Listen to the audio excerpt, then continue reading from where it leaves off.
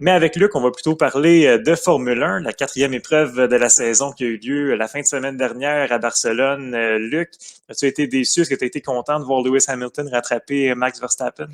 La question, en fait, c'est est-ce qu'on est content d'avoir eu un spectacle tout court à Barcelone? Et je Oh, pense qu'on oui, peut.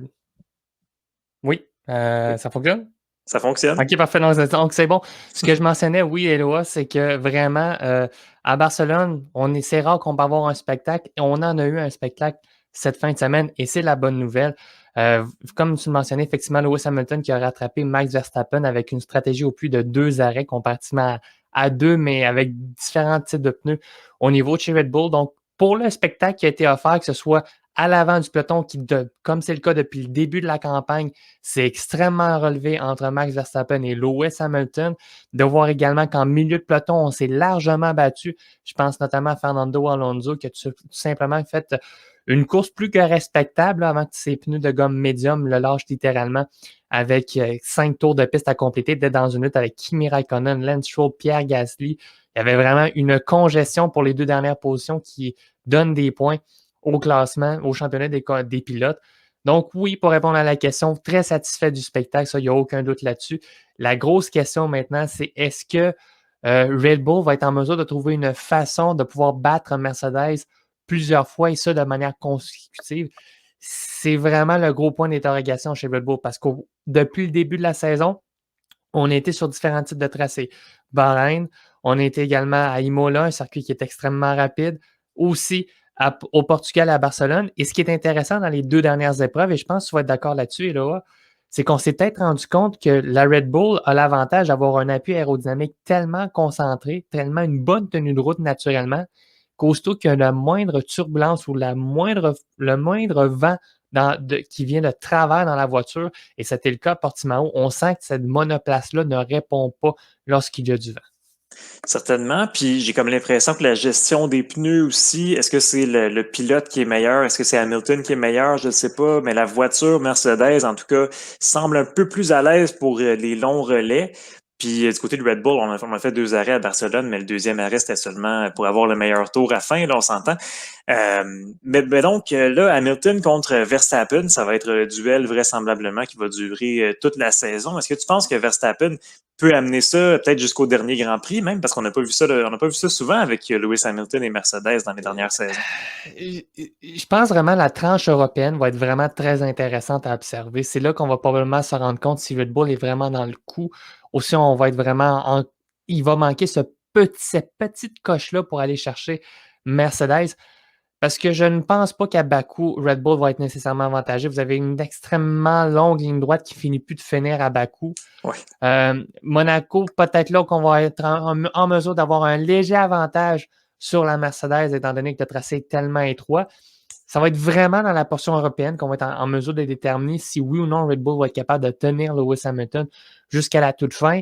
Et compte tenu du fait que Mercedes a le même moteur, ou du moins évolue son moteur depuis 7 ans, ce qui n'est pas le cas avec Red Bull. On sait que depuis 3 ans, on a fait une alliance avec Honda.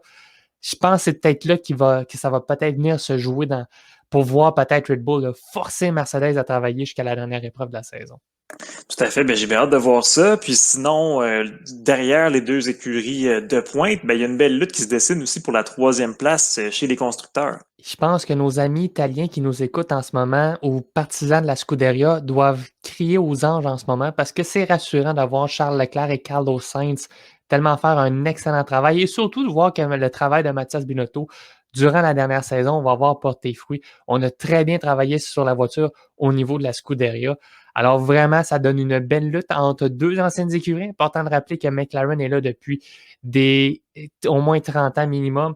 Alors vraiment, de voir McLaren, Ferrari revenir à l'avant-poste avec deux nouvelles écuries, on parle ici de Red Bull et de Mercedes, c'est rassurant, ça permet de ramener un côté plus classique et naturel au sein de la F1, mais ça va être vraiment sans aucun doute une lutte à finir pour la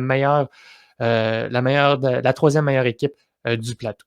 Effectivement, puis si tu regardes, il y a 10 ans, il y a 20 ans, il y a 30 ans, ben McLaren et Ferrari étaient toujours soit un et 2 ou à tout le moins dans Ouais. le top 3 avec Williams, là, dépendamment des saisons. Quoi que dans les années Donc, 90, on pourrait repasser là, au niveau de Ferrari. Ouais, on peut parler de Benetton aussi, mais ça, c'est une Ouais, autre histoire. c'est ça. Mais généralement, ces écuries-là étaient dans le top. Puis sinon, ben, il y a d'autres histoires aussi. Mais il y a Aston Martin également, qui est une écurie qui nous intéresse beaucoup ici au Québec, avec Lance Stroll notamment, qui fait partie de l'écurie. Mais ça regarde pas bien du côté d'Aston Martin. Vettel aussi a de la misère. Vettel, ben, on le sait, en fait, on a parlé avant d'embarquer en ondes, Eloi, je pense que vraiment, Vettel, depuis le Grand Prix d'Allemagne 2018 à Hockenheim, où est-ce qu'il menait le championnat et qu'il menait l'épreuve avant que la pluie se mette de la partie, ce n'est plus du tout le même pilote. On le sent des fois faire des soubresauts, connaître des bonnes performances, ce qui était le cas à Barcelone, a été en mesure de cogner à la porte du top 10 en séance de qualification. On se dit, ah, Vettel est de retour et en course, ça a été littéralement une grosse déception. Chez Aston Martin, on a pris les avoirs de Racing Point et de Force India. On s'entend qu'on amène un portefeuille énorme avec Lawrence Stroll. On se doit d'être en mesure d'avoir une voiture qui est performante. Et là, Lawrence, semblerait-il, a voulu inculquer le modèle de chez Mercedes. Donc, on prend le modèle des voitures de Mercedes, on fait ce qui ressemble le plus à ce qui fonctionne le mieux sur le plateau. Et je ne pense pas que ça soit avec la recette qui va fonctionner le plus parce que là, Racing Point a été reconnu longtemps comme étant la meilleure écurie par rapport à chaque dollar investi au niveau des développements, au niveau du développement des monoplaces.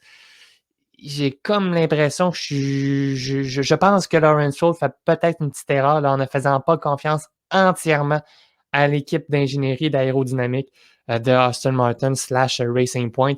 J'ai comme l'impression qu'il pourrait avoir des frictions et disons sincèrement, là, de voir l'écurie régresser, on se battait pour la 3e position l'an passé, là, on est en train de se battre pour la 5e, 6e, puis même la 7e position au niveau du classement des constructeurs. Lance Stroll a juste ramené 5 points depuis le début de la saison. Et on dit que souvent Barcelone est un circuit qui permet de vraiment de déterminer où vous vous situez. J'ai comme l'impression que Lawrence Stroll et famille et Vettel risquent de trouver la saison très longue d'ici le Oui. mois de décembre.